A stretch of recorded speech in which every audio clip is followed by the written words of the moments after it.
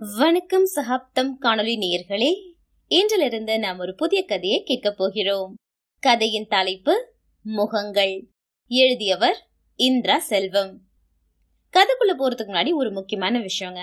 இது வரைக்கும் நம்மளோட சேனல்ல நீங்க சப்ஸ்கிரைப் பண்ணல அப்படின்னா மறக்காம சப்ஸ்கிரைப் பண்ண கிளிக் பண்ணுங்க. அப்படியே பக்கத்துல இருக்க பெல் ஐகான் கிளிக் பண்ணி ஆல் அப்படிங்கிற ஆப்ஷனை மறக்காம கொடுத்துருங்க. அப்பதான் நாங்க போடுற வீடியோஸ் உடனுக்குடன் உங்களுக்கு நோட்டிபிகேஷனா உங்க இன்பாக்ஸ்க்கு வந்து சேரும். நீங்களும் உடனுக்குடன் கதைகளை கேட்டு மகிழலாம். அது மட்டும் இல்லாம நம்ம சகா தமிழ் நாவல்ஸ் சேனலையும் மறக்காம சப்ஸ்கிரைப் பண்ணிடுங்க. லிங்க் டிஸ்கிரிப்ஷன்ல இருக்கு. அந்த லிங்கை கிளிக் பண்ணி சப்ஸ்கிரைப் பட்டனை கிளிக் பண்ணிடுங்க. வாங்க கதைக்குள்ள போலாமா? முகங்கள். அத்தியாயம் 1. ஹட்பே தீவு அந்தமான் நிக்கோபார் தீவுகளுள் ஒன்று. மாலை 4 மணி. சூரிய கதிர்கள் மென்மையாக வருட அந்த தீவு தேவலோகம் போல் காட்சியளித்தது. அதிலும் ஹெலிகாப்டரில் 200 அடி தூரத்திலிருந்து பார்க்க இரு கண் போதாது. இப்படிப்பட்ட ரம்யமான காட்சியை ரசிக்க வேண்டிய கண்கள் புருவ முடிச்சுக்களுடன் கூர்மையாய் பார்த்து கொண்டிருந்தன. அதற்கான காரணம் அவை ருத்ரபிரதாப்பின் கண்கள். தீவின் அழகை ஹெலிகாப்டரின் ஜன்னல் வழியே பார்க்காமல் நவீன தொழில்நுட்பத்துடன் கூடிய கேமராவோடு இணைக்கப்பட்டிருக்கும் சின்ன திரையில் பார்த்து கொண்டிருந்தான். இன்னும் கொஞ்சம் லெப்ட், அந்த பெரிய மரம் இந்த முறை நிச்சயமா ஃப்ரேமுக்குள்ள வரணும். அவனது நுனிநாக்கு ஆங்கிலத்தில் கட்டளை தெரித்து விழுந்தது. ஹெலிகாப்டர் ஓட்டிய தேவ்நாயரின் வயிற்றில் அக்குரல் பீதியை கிளப்பியது. இன்று 2ஆம் நாள் 4வது டேக். இவன் குணத்திற்கு இன்னமும் மேலே விழுந்து புரண்டாமல் இருப்பதே அதிசயம். கடவுளே காப்பாற்று என்று தன் இஷ்ட தெய்வங்களை எல்லாம் வேண்டிக் கொண்டு லேசாக இடது பக்கம் வளைத்து ஓட்டினான். ஹெலிகாப்டர் ஹட்பே தீவை முழுவதுமாக ஒரு வட்டம் அடித்து ஒயிட் சர்ஃப் நீர்வீழ்ச்சியை மேலிருந்து கீழாகவும் கீழிருந்து மேலாகவும் அதன் பிரம்மாண்டத்தை காண்பிக்கவே படமெடுக்கப்பட்டது. கட் என்று கூறியவன் சின்ன திரையிலிருந்து கண்களை விலக்கினான். Super, take okay, good move but very late move என்றான் தேவ்நாயரை பார்த்து. பாராட்டை கூட குட்டு போல் வைக்க இவன் ஒருவனால் தான் முடியும். மனதில் நினைத்ததை மறைத்து தேங்க்யூ சார் பொதுவான ஒரு பதிலை அளித்துவிட்டு ஹெலிகாப்டரை தரையிறக்கினான் தேவ். தேவ் மற்றும் கேமராமேன் பிரகாஷுடன் ஹெலிகாப்டரிலிருந்து இறங்கியவன் நேரே ஹீரோயின் கேரவனுக்குள் நுழைந்தான். அவனை பார்த்ததும் ஹீரோயின் நந்தினியின் புதிய அசிஸ்டன்ட் சந்தனாவுடன் கடலை போட்டுக் கொண்டிருந்த ஹீரோவின் மேனேஜர் சந்திரன் அவசரமாய் எழுந்து நின்றான். எப்பொழுதும் முடிச்சிட்டிருக்கும் புருவம் மேலும் ஆழமான முடிச்சிட்டு சந்திரனை முறைத்தன. அருகில் நெளிந்து கொண்டிருந்த சந்தனாவிடம், நந்தினி எங்க? ஹரியப், இன்னும் 15 நிமிஷத்துல நம்ம காட்டு குகைக்குள்ள இருக்கணும் என்றான். மேடமும் சாரும் அடுத்த சீனுக்கான டிஸ்கஷன்ல இருக்காங்க சார் என்றான் சந்திரன். அவனை சுட்டெரிப்பது போல் பார்த்து, மித்ரனுடைய இன்றைய ஷாட்கள் முடிஞ்சாச்சே, இப்ப அவர் ஹட்பேல அவரது ரூம்ல இருக்கணுமே. குரலில் நக்கல் அப்பட்டமாய் தெரிந்தது. பதில் கூற தெரியாமல் அசடு வழிந்தவனை சட்டை செய்யாமல் சந்தனாவிடம் தன் பார்வையை ஆழ பதித்துவிட்டு வெளியேறினான். மரங்கள் நிறைந்த அந்த காட்டிற்குள் கார் செல்ல வழியில்லை. அதனால் ஹெலிகாப்டரில் தான் சென்றார்கள். குகைக்கு அருகில் சரியான இடத்தில் சரியான தூரத்தில் ஹெலிகாப்டரை தேவ் நிறுத்த அதிலிருந்த கயிற்று ஏணி வெளியே போடப்பட்டது. மேக்கப் மேன் பிரகாஷ், நந்தினி எல்லோரும் கைவந்த கலையாக வேகமாக இறங்கிவிட சந்தனா விழித்தாள். இதுவரை அவள் இப்படி இறங்கியதில்லை. கைகளை பிசைந்து கொண்டு அவள் நிற்க தன் மிகப்பெரிய கிட்பேக்கை மாட்டிக்கொண்டு கீழே இறங்க திரும்பிய ருத்ரன் அவளை பார்த்தான். தேவ், கயிறு கொடு என்ற ருத்ரனின் குரலுக்கு உடனே அருகே இருந்த கயிறை அவன் பக்கம் தூக்கி எறிந்தான் தேவ். அதனை லாவகமாக தன் இடது கையால் பிடித்தவன் அதன் ஒரு நுனியை பிடித்துக்கொண்டு சந்தனாவை நெருங்கினான். சந்தனாவிற்குள் அபாய மணி அடித்தது. எத்தனை சினிமாக்களில் பார்த்திருக்கிறாள்? அவன் அந்த கயிறை அவளது இடுப்பில் கட்டத்தான் வருகிறான். ஐயோ, கூடாது, அதற்கு இந்த ஏணியில் இறங்கி விழுந்து தொலைத்தாலும் பரவாயில்லை என்று முடிவெடுத்தவள் அவசரமாக அந்த கயிற்று ஏணியில் கால் வைத்தாள். பழக்கம் இல்லாததால் கால்கள் நடுங்கின. இருப்பினும் தன்னுள் இல்லாத திடத்தை திரட்டி கயிறை இறுக பிடித்தபடி இறங்கலானாள். வெற்றி செறிப்புடன் கயிற்றை கீழே போட்டவன் அவளுக்கு பின்னால் இறங்கலானான். மிக மெதுவாக அவள் இறங்க பொறுமை இழந்தவனாய் தொங்கிக் கொண்டிருந்த ஏணியில் அவளுக்கு எதிர்ப்புறம் தாவினான்.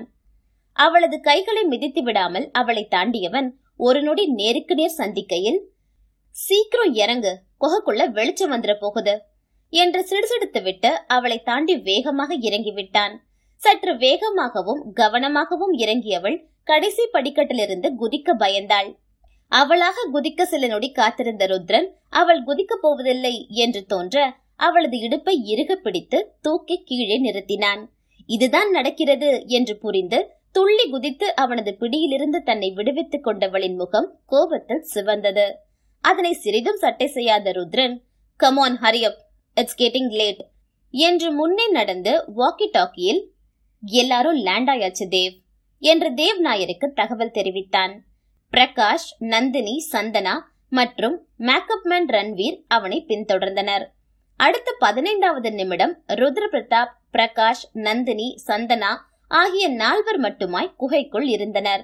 வெளியே ரன்வீர் நந்தினிக்கு தண்ணீரில் கரைந்து போகாதபடி போடப்பட்ட மேக்கப் சாமான்களை மறுபடியும் அடுக்கிக் கொண்டிருந்தான். மாலை சரியாக 5 மணிக்கு சூரிய ஒளி மேற்கு முகமாக அமைந்த அந்த குகையின் உள்ளே படர்ந்து ஒரு வகையான தெய்வீக ஒளியை தரும். சிறிதும் தவறாமல் அந்த நேரத்தில் 15 நிமிட ஷாட் எடுக்க முடிவு செய்திருந்தான் ருத்ரன். அதற்கு மேல் வெளிச்சம் குறைந்துவிடும். எந்த செயற்கை ஒளிக்கதிர்களாலும் அந்த இயற்கை ஒளியை ஈடுகட்டி விட முடியாததால் நேரத்திற்குள் முடிக்க வேண்டும் என்கின்ற பதட்டம் அந்த 4 முகங்களிலும் தெரிந்தன. நந்தினி தன் பொசிஷனில் நிற்க, "கேமரா ரோல் பண்ணு பிரகாஷ், ஷாட் ஞாபகம் இருக்குதானே நந்தினி?" இல்லை என்ற பதிலை கூற முடியாதபடிதான் அவனது கேள்வி எப்போதும் இருக்கும். "இருக்கிறது" என்பது போல் வேகமாக தலையசைத்தாள் நந்தினி. "குட், ஆக்ஷன்" என்றதும் குகைக்குள் இருந்த நீர் ஊற்றினுள் சட்டென குதித்து விட்டாள். அதற்குள் அவனது பார்வை சந்தனாவின் மேல் அர்த்தமாய் படிய, உடனே அவள் தன் உடை, சிகை, அணிமணிகள் எல்லாவற்றையும் அங்கே இருந்த சிறு பாறைக்கு பின்னால் சென்று மாற்றிக்கொண்டு வந்துவிட்டாள். அவளை ஏற இறங்க பார்த்த ருத்ர பிரதாப்பின் பார்வை அவளை பாராட்டின. ஆனால் அவள் அவன் பார்வையை தவிர்த்துவிட்டு திரும்பிக் கொண்டாள். உள்ளே குதித்த நந்தினி வெளியேற கேமரா திரையை உற்று பார்த்து கொண்டிருந்த ருத்ரன், "கட்" என்றான். "டேக் ஓகே, குட் நந்தினி" என்றவனின் பாராட்டில் உச்சி குளிர்ந்தாள் நந்தினி. "அடுத்து நீதான் வந்து பொசிஷன்ல நிக்க வேண்டியதானே, அதுக்கு தனியா வேண்டணுமா? டைம் போயிட்டே இருக்கு, இன்னும் 8 நிமிடம் தான் பாக்கி, கமான்" என்ற அதட்டலுக்கு கட்டுப்பட்டவள் போல் பொசிஷனில் நின்று கொண்டாள் சந்தனா. ஆக்ஷன் என்றதும் சட்டென தண்ணீரில் குதித்து விட்டாள். நந்தினி உள்ளே குதித்தாள், வெளியே எழுந்தாள், அவ்வளவே. ஆனால் சந்தனா தண்ணீருக்குள் மூழ்கியபடியே வேகமாக நீந்தினாள். அதிலும் ஒரு மீன் போல் அவளது அசைவுகள் இருந்தது. அது மட்டுமல்லாமல் வட்ட வடிவத்திலும் தண்ணீருக்குள் நீந்தினாள். அவளது அங்க அசைவுகள் அவள் தண்ணீருக்குள் நாட்டியம் ஆடுவது போலவே காட்சியளித்தது. ருத்ர பிரதாப் எதிர்பார்த்ததும் அதுவேதான். அத்தனையும் கண்கொட்டாமல் பார்த்து கொண்டிருந்த அவனது கண்கள் ஆச்சரியத்தில் விரிந்தன. எல்லாம் முடிந்து அவள் மேலே ஏறியதும், "கட், டேக் ஓகே, பேக் அப்" என்றவன் நந்தினிக்கு கூறிய குட்டை கூட இவளுக்கு சொல்லவில்லை. "சான்ஸே இல்ல சந்தனா, யூ ஆர் கிரேட். ஒரே ஷாட்ல இத்தனை கிளாரிட்டி இதுவரை என் அனுபவத்துல பார்த்ததே இல்ல" என்றான் பிரகாஷ். ஒரு அலட்சிய பார்வையை ருத்ர பிரதாப்பிடம் செலுத்திவிட்டு மீண்டும் அந்த பாறைக்கு பின்னால் சென்று விட்டாள். "என்னால் இன்னமும் கூட நம்ப முடியவில்லை ருத்ரா. இவள் உடல்வாகு அப்படியே என்னை போலவே இருக்கே. ஏன் முகமும் ஒரு சில கோணங்களிலிருந்து பார்த்தால் என்னை போலவேதான் இருக்கு. எப்படி இவளை எனக்காக தேடி பிடிச்சீங்க?" குழைவும் நெளிவுமாய் ருத்ர பிரதாப்பின் தோளில் சாய்ந்த வண்ணம் வினவினாள் நந்தினி. அவளது பிடியிலிருந்து தன்னை விடுவித்துக் கொண்டு, "ஒரு திருத்தம், உங்களுக்காக சந்தனாவை தேர்ந்தெடுக்கல. அவளை பார்த்த அப்புறம்தான் உங்களுக்கு அட்வான்ஸ் கொடுத்தேன். கிளம்பலாமா? சந்தனா, முடிந்ததா?" என்று அவன் திரும்புவதற்கும் ஆ என்ற அலறலுடன் நந்தினி கீழே விழுவதற்கும் சரியாக இருந்தது. "என்னாச்சு மேடம்?" என்று ஓடி வந்த சந்தனா நந்தினியிடம் மண்டியிட்டு அவளை ஆராய்ந்தாள். நந்தினியின் தலையிலிருந்து கசிந்த ரத்தத்தை பார்த்தவள் ஒருவித பதட்டத்துடன் ருத்ரனை பார்த்தாள். அவனோ நந்தினியை பார்த்தான். அதற்குள் பிரகாஷும் நந்தினியை ஆராய்ந்து ருத்ரனை நோக்கி தன் உதடுகளை பிதுக்கினான். ஒரு நொடி ருத்ரனின் கண்களில் தோன்றி மறைந்த பதட்டத்தை யாரும் கவனித்திருக்க வாய்ப்பில்லை. அரை நிமிடம் குறுக்கும் நெடுக்குமாக நடந்தவன் சட்டென்று தன் கிட் பேக்கினுள் எதையோ துழாவி விட்டு நந்தினியின் பக்கம் பார்த்தான். "மேடம், மேடம், என்னாச்சு மேடம்? எந்திரிங்க." சந்தனா தொடர்ந்து அவளை எழுப்ப முயன்று கொண்டிருந்தாள். அவர்களுக்கு அருகே சென்று மண்டியிட்டான் ருத்ர பிரதாப். நந்தினியை பார்ப்பதற்காக குனிந்தவன் சட்டென சந்தனாவின் முகத்தில் கைக்குட்டையை வைத்து அழுத்தினான். அடுத்த சில நொடிகளில் சந்தனா மயங்கிச் சாய்ந்தாள். அவள் நாசியிலிருந்து தன் பிடியை தளர்த்திய ருத்ர பிரதாப் குளோரோஃபார்ம் தடவப்பட்ட கைக்குட்டையை மீண்டும் தன் பேண்ட் பாக்கெட்டிற்குள் திணித்தான். முகங்கள் அத்தியாயம் 1 நிறைவடைந்தது. அத்தியாயம் 2. சென்னை நிவாரணம் ஹாஸ்பிட்டல் பரபரப்புடன் இயங்கிக் கொண்டிருந்தது. கொத்து கொத்தாக பத்திரிகையாளர்களும் ரசிகர்களும் ஆங்காங்கே காணப்பட்டார்கள். மருத்துவமனையின் முதன்மை கட்டிடத்தின் வராண்டாவில் காவல்துறை ஆய்வாளர் கிருபாகரனின் சரமாரியான கேள்விகளுக்கு சிறு பதட்டத்துடன் பதிலளித்துக் கொண்டிருந்தான் நந்தினியை பார்க்க வந்த தேவ்நாயர். அவங்க 4 பேரையும் நான் தான் சார் அந்த காட்டுக்குள்ள இறக்கி விட்டேன். டைரக்டர் சார் சொன்னது போலவே சரியா அரை மணி நேரம் கழிச்சு அவங்கள பிக்கப் பண்ண மறுபடியும் அதே இடத்துக்கு போனேன். அப்போ டைரக்டர் சார் மட்டும் மேல வந்து ஸ்ட்ரெச்சரை கயிறு கட்டி கீழே இறக்குனாரு. அதுக்குள்ள பிரகாஷ் சாரும் ஏணியில ஏறி வந்துட்டாரு. என்னாச்சுன்னு யோசிச்சுனே தவிர எதுவும் கேட்கல. முதல்ல சந்தனா மேடத்தையும் பிறகு நந்தினி மேடத்தையும் மேல ஏத்துனாங்க. 2 பேருமே மயக்கமா இருந்தாங்க. பின்னாடியே ரன்வீரும் ஏறி வந்துட்டான். ரொம்ப டென்ஷனா இருந்தாங்க. எல்லாரையும் ஏத்திக்கிட்டு ஹெலிகாப்டரை மூவ் பண்ணிட்டேன். அப்புறம் போர்ட் பிளேர்ல இருந்த ஹாஸ்பிட்டல்ல சேர்த்தோம். ஆனா சந்தனா ஸ்பாட்லயே இறந்துட்டாங்கன்னு சொல்லிட்டாங்க. நந்தினி மேடம் அதிர்ச்சியில இருந்தாங்க. ஸ்பெஷல் பெர்மிஷன் கேட்டு பிரைவேட் விமானத்துல நம்ம ஊருக்கு கூட்டிட்டு வந்துட்டோம். சந்தனாவுக்கு தலையில எப்படி அடிபட்டது? ஸ்பாட்ல நான் இல்ல சார். குகைக்குள்ள என்ன நடந்ததுன்னு எதுவும் எனக்கு தெரியாது. ஓகே, மேக்கப் மேனுடைய கான்டாக்ட் நம்பர் கிடைக்குமா? தேவ் கூற தனது செல்லில் குறித்து கொண்டார் Kirubakaran. Okay mister Devnair, thanks for your cooperation. ஃபர்தரா இன்வெஸ்டிகேஷன் இருந்தா கால் பண்ணுவேன். உங்களுக்கு எந்த பிரச்சனையும் இருக்காதுன்னு நினைக்கிறேன். இறுக்கமான முகமும் உதட்டில் புன்னகையுமாக முரணான பாவத்தோடு அவனிடம் கை நீட்டினார். அவரிடம் கை குலுக்கிய தேவ்நாயருக்கு அவர் கண்களில் ஒருவித நம்பிக்கையின்மை இருந்ததோ என்கிற சந்தேகம் தோன்றியது. அந்த சந்தேகம் அவனுக்குள் பயத்தை துளிர்விட செய்தது. எந்த தவறும் செய்யவில்லை என்றாலும் போலீஸ் விசாரணை கேஸ் என்றால் பதட்டமாக இருக்கத்தானே செய்யும் என்று தன்னைத்தானே அவன் சமணப்படுத்திக் கொள்ள முனைகையில் ருத்ர பிரதாப்பின் BMW கார் கான்கிரீட் தரையை வழுக்கிக் கொண்டு ஹாஸ்பிட்டல் லாபியில் நுழைந்தது. பத்திரிகையாளர்கள் மைக்கும் கேமராவுமாக அவனது காரை முற்றுகையிட்டனர். கதவினை திறந்து கொண்டு அவன் இறங்கியதும் பிளாஷ் வெளிச்சம் அவனை குளிப்பாட்டியது. அவனோடு பிரகாஷும் வந்து இறங்கினான். சார், உங்கள் படத்தில் நடிக்கும் நடிகையின் அசிஸ்டன்ட் இறந்ததற்கு என்ன காரணம் சார்?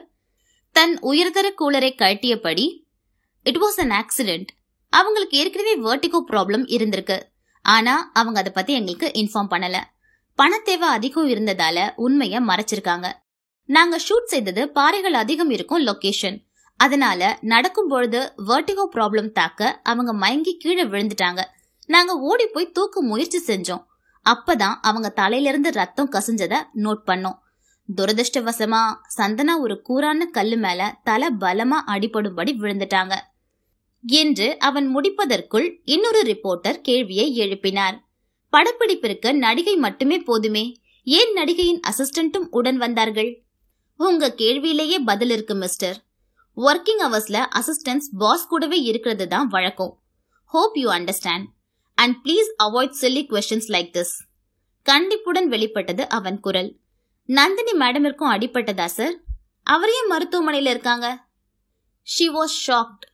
டாக்டர்ஸ் ட்ரீட்மெண்ட் கொடுக்கறாங்க. சீக்கிரமே அவங்க சரியாயிடுவாங்க. ஸ்பாட்ல நீங்க 4 பேர் மட்டும் இருந்ததா சொல்லிக்கிறாங்களே சார், உண்மையா? உண்மைதான். நாங்க ஷூட் செய்த குகை ரொம்ப சின்னது. அங்க அதிக அளவு தண்ணீர் ஊற்றுதான் இருக்கு. அதனால அவசியப்பட்டவங்களை மட்டும் கூட்டிட்டு போனோம். சார், ஷூட்டிங் ஸ்பாட்ல நீங்க 4 பேர் மட்டும் இருந்ததா சொன்னீங்க. அதுல ஒருத்தர் இப்போ இல்ல. ஒருத்தர் ட்ரீட்மெண்ட்ல இருக்காங்க. வேலைன்னு வந்துட்டா நீங்க கண்டிப்போட இருப்பீங்கன்னு கேள்விப்பட்டிருக்கோம். அப்படி ஏதாவது ஸ்ட்ரெஸ்ல அவங்கள? கேள்வியை முடிக்காமல் இழுத்தான். சட்டென்று சிரித்தான் ருத்ர பிரதாப். சினிமாக்காரங்களை விட நீங்க நல்லா சீன் கிரியேட் பண்றீங்க. கான்டாக்ட் நம்பர் கொடுங்க. அடுத்த படம் பண்ணும்போது ஸ்டோரி டிஸ்கஷன் டீம்ல ஜாயின் பண்ணிக்கலாம். எல்லலாக கூறியவன் தொடர்ந்து, போஸ்ட்மார்ட்டம் ரிப்போர்ட்ஸும் சந்தனாவோட பழைய மெடிக்கல் ரிப்போர்ட்ஸும் பிரஸுக்கு கொடுக்கப்படும். So please excuse me. பதட்டப்படாமல் நிதானமாக ஒவ்வொரு கேள்விக்கும் பதிலளித்துவிட்டு பத்திரிகையாளர் கூட்டத்தை கிழித்து கொண்டு மருத்துவமனை கட்டிடத்திற்குள் நுழைந்தான். அவனை பின்தொடர்ந்தான் பிரகாஷ். உள்ளே வரவேற்பறையில் காத்திருந்த கிருபாகரன் இவர்களை பார்த்ததும் எழுந்து வந்து கை குலுக்கினார். ஹலோ மிஸ்டர் ருத்ர பிரதாப், நான் இன்ஸ்பெக்டர் கிருபாகரன். சொல்லுங்க sir, how can I help you? Santhana death விஷயமா ஃபார்மலா ஒரு சின்ன என்கொயரி, தனியா பேசலாமா? நிச்சயமா என்று அவரிடம் உறுதியளித்தவன் பிரகாஷிடம், நீ உள்ள போ, நான் வரேன் என்றான். ஒரு நிமிஷம் சார், நீங்க தானே பிரகாஷ்? பிரகாஷை ஏறிட்டார் இன்ஸ்பெக்டர். எஸ். நீங்களும் ஸ்பாட்ல இருந்திருக்கீங்க, உங்ககிட்டயும் கொஞ்சம் விசாரிக்கணும். Okay sir, mister Rudra Pratap கிட்ட பேசிட்டு கூப்பிடுறேன். 1 மணி நேரத்துக்கு ஹாஸ்பிட்டல்ல இருந்து வெளியே எங்கேயும் போக வேண்டாம். ஓகே சார் என்று இறுக்கமான முகபாவத்துடன் இருவருக்கும் தலையசைத்துவிட்டு அங்கிருந்து அகன்றான் பிரகாஷ். அந்த அறையில் கிருபாகரனோடு ருத்ர பிரதாப் மட்டும் தனித்திருந்தான். இருவரும் எதிரெதிர் நாற்காலிகளில் அமர்ந்திருந்தார்கள். நம்மளோட பேச்சுவார்த்தை ரெக்கார்ட் ஆகுது என்று கூறியபடி வாய்ஸ் ரெக்கார்டர் ஒன்றை ஆன் செய்து நடுவில் வைத்துவிட்டு முதல் கேள்வியை கேட்டார் கிருபாகரன். சந்தனாவை எப்படி உங்களுக்கு தெரியும் என்று அடிமுடியை பிடித்தார். அதிலிருந்து அடுக்கடுக்காக 100 கேள்விகளை கேட்டார். சில சமயம் கேட்ட கேள்வியையே வேறு விதமாக கேட்டார். அனைத்து கேள்விகளுக்கும் வழக்கம் போல் நிதானமாகவும் பதட்டமில்லாமலும் பதில் சொன்னான் ருத்ர பிரதாப். இறுதியாக, இது வெளிப்படையா பொதுவான இடத்துல நடந்த விபத்தா இருந்திருந்தா இவ்வளவு விசாரணை இருந்திருக்காது. ஆனா இந்த கேஸ் அப்படி இல்ல. மீண்டும் வருவேன். உங்களுடைய ஒத்துழைப்புக்கு நன்றி என்றார் சிநேகமாக. நோ ப்ராப்ளம், கேள்வி கேட்பது உங்க வேலை, பதில் அளிப்பது என் கடமை என்று அவரிடம் கை குலுக்கிவிட்டு எழுந்தான். விஐபி வெயிட்டிங் ரூமில் தனித்திருந்த ருத்ர பிரதாப்பின் முகம் இறுக்கமாக இருந்தது. அவனுடைய கண்கள் அடிக்கடி வாயிலை நோக்கியபடி இருந்தன. உள்ளே பிரகாஷிடம் அதே கேள்வி கேட்கப்பட்டது. சந்தனாவை உங்களுக்கு எப்படி தெரியும்? ருத்ரன் கதை எழுத ஒரு அமைதியான இடத்தை தேடினான். பொள்ளாச்சியில இருந்து 20 கிலோமீட்டர் உள்ள ஒரு செழிப்பான கிராமம், அதுதான் சந்தனாவோட ஊரு. பொதுவாவே கதை எழுதும் போதும் டிஸ்கஷன், லொகேஷன் செலக்ஷன் பொழுதும் நான் ருத்ரனோட இருக்கிறது வழக்கம்தான். எங்களுக்கு சாப்பாடு சந்தனாவோட வீட்ல இருந்து தான் வரும். இயல்பாவே சினிமா ஆசை இருந்த சந்தனா ருத்ரன் டைரக்டர்னு தெரிஞ்சதும் நடிக்க சான்ஸ் கேட்டாங்க. பட் நாங்க அதை பெருசா எடுத்துக்கல, பாக்கலான்னு சொல்லிட்டோம். ஆனா அவங்க விடல. வேற ஏதாவது ஹெல்ப்பர் வேலைனாலும் பரவாயில்லன்னு கேட்டாங்க. அப்பதான் அவங்க வீட்டை பத்தி விசாரிச்சான் ருத்ரன். அவங்களுக்கு ஒரு சித்தியும் தங்கையும் தான்னு தெரிய வந்தது. தங்க சித்திக்கு பிறந்தவ. வீட்ல சித்தி கொடுமையாலதான் அந்த பொண்ணு வேலை கேட்டதுன்னு அப்பதான் தெரிஞ்சது. அதனால மனமிறங்கிட்டான் ருத்ரன். அதே நேரத்துல நந்தினிக்கு அசிஸ்டன்ட் தேவைன்னு கேள்விப்பட்டோம். உடனே சங்கத்துல சொல்லி நந்தினி மேடமோட மேனேஜர் அஸ்வின் கிட்ட கேட்க சொன்னோம். அவர் ஓகே சொன்னதும் சந்தனா நந்தினிக்கு அசிஸ்டண்டா ஜாயின் பண்ணிட்டாங்க. நீண்ட உரை நிகழ்த்தி நிறுத்தினான் பிரகாஷ். அவனது பேச்சை உற்று கவனித்த இன்ஸ்பெக்டர் கிருபாகரனின் மூளையில் சிறு ஒளி. ஒரே கேள்வியில் இத்தனை விவரமும் கூறிவிட்டான் பிரகாஷ். ஆனால் இதில் பாதியை வர வைக்கவே ருத்ரனிடம் 10 கேள்விகள் கேட்க வேண்டியிருந்தது. ஆக இந்த பிரகாஷை தட்டினால் உண்மை தெரிந்துவிடும். சந்தனா நந்தினியோட அசிஸ்டண்டா சேர்ந்த பொழுது நந்தினி மேடம் உங்க படத்துக்கு கால் ஷீட் கொடுத்துட்டாங்களா? இல்ல சார், சந்தனா மேடம் ஜாயின் பண்ணதுக்கு அப்புறம் தான் ருத்ரன் இந்த ஸ்கிரிப்டை எழுதி முடிச்சான். அப்போ நிறைய ஹீரோயின் கிட்ட கால் ஷீட் கேட்டோம். நந்தினி மேடமோடது தான் ஒத்து வந்துச்சு. அதான் அவங்களே பிக்ஸ் பண்ணிட்டோம். அதுக்கு பிறகு அவங்க நடிக்க வாய்ப்பு கேட்கலையா? இல்ல சார், அவங்களும் நந்தினி மேடமும் ரொம்ப நல்ல ஃப்ரெண்ட்ஸா இருந்தாங்க. நந்தினி மேடமோட அசிஸ்டண்டாவே கண்டினியூ பண்ணதான் ஆசைப்பட்டாங்க. அவங்களுக்கு எப்படி அடிபட்டது? ஷார்ட் முடிஞ்சு பேக்கப் பண்ணிக்கிட்டு இருந்தோம் சார். நல்லாதான் சார் இருந்தாங்க. திடீர்னு ஒரு அலறல். கேமராவை பேக் பண்ணிக்கிட்டு இருந்த நான் பார்த்த போது தரையில கிடந்தாங்க. அதுக்குள்ள மத்த 3 பேரும் அவங்க கிட்ட ஓடி வந்தோம். ஆனா மூச்சு பேச்சு இல்ல சார். உடனே ஹாஸ்பிட்டல் தூக்கிட்டு போயிட்டோம். தலையில ரத்தம் கூட வந்தது. சரி, அடிபட்டதும் அவங்க ஏதாவது பேசினாங்களா? இல்ல சார். நந்தினி மேடம் ஏன் ஹாஸ்பிட்டல் இருக்காங்க? சந்தனா மேடம் தலையில ரத்தத்தை பார்த்ததும் அவங்களும் மயங்கி விழுந்துட்டாங்க சார். அதிர்ச்சி. அவங்க 2 பேரும் ரொம்ப க்ளோஸ் சார். சந்தனாக்கு வெர்டிகோ இருக்குன்னு முன்னமே தெரியுமா? தெரியாது சார். டாக்டர் சொன்னதுக்கு அப்புறம் தான் தெரியும். இன்னும் சில கேள்விகளை கேட்ட பின்பு பிரகாஷை அனுப்பி வைத்தார் கிருபாகரன். சரியாக அரை மணி நேரம் கழித்து ருத்ரன் காத்திருந்த அறைக்குள் நுழைந்தான் பிரகாஷ். என்னாச்சு என்று எழுந்து வந்தான் ருத்ர பிரதாப். Nothing to worry. ஏதாவது கிரிட்டிக்கலான கேள்வி? எல்லாம் எதிர்பார்த்ததுதான், சமாளிச்சிட்டேன், டென்ஷன் ஆகாத. நண்பனை தட்டி கொடுத்தான். அடுத்த ஸ்பாட்ல இருந்தது நந்தினி தான். அதிலும் அவங்க அசிஸ்டன்ட் சந்தனாங்கிறதால கேள்விகள் கடுமையா இருக்க வாய்ப்பிருக்கு என்ற ருத்ர பிரதாப் அங்கிருந்த சேரில் அமர, ருத்ரனின் முகத்தில் சிறு கவலை வந்து போனதோ என்ற குழப்பத்துடன் அவன் அருகில் அமர்ந்த பிரகாஷ், எப்போ விசாரிப்பாங்க என்று கேட்டான். எனி டைம், கான்சியஸ் வரணும், டாக்டர்ஸ் அலோவ் பண்ணணும் என்றான் பிரகாஷின் கண்களை கூர்மையாக பார்த்து. புரிந்து கொண்டதற்கு அடையாளமாக என்று மேலும் கீழும் தலையசைத்தான் பிரகாஷ். அவர்கள் பேசிக் கொண்டிருக்கும் போதே கதவை தட்டிவிட்டு உள்ளே வந்த நர்ஸ், டாக்டர் உங்களை கூப்பிடுறாரு என்றாள் ருத்ர பிரதாப்பிடம். நண்பனிடம் அர்த்தம் பொதிந்த பார்வையை வீசியபடி நர்ஸுடன் நடந்தான் ருத்ர பிரதாப். மனதில் பக்கம் பக்கமாக வசனங்கள் ஓடிக்கொண்டிருந்தன. நிஜ வாழ்க்கைக்கே திரைக்கதை வசனம் தயாரிக்கும் நிலை ஏற்படும் என்று அவன் கனவிலும் நினைத்ததில்லை. முகங்கள் அத்தியாயம் 2 நிறைவடைந்தது. நன்றி.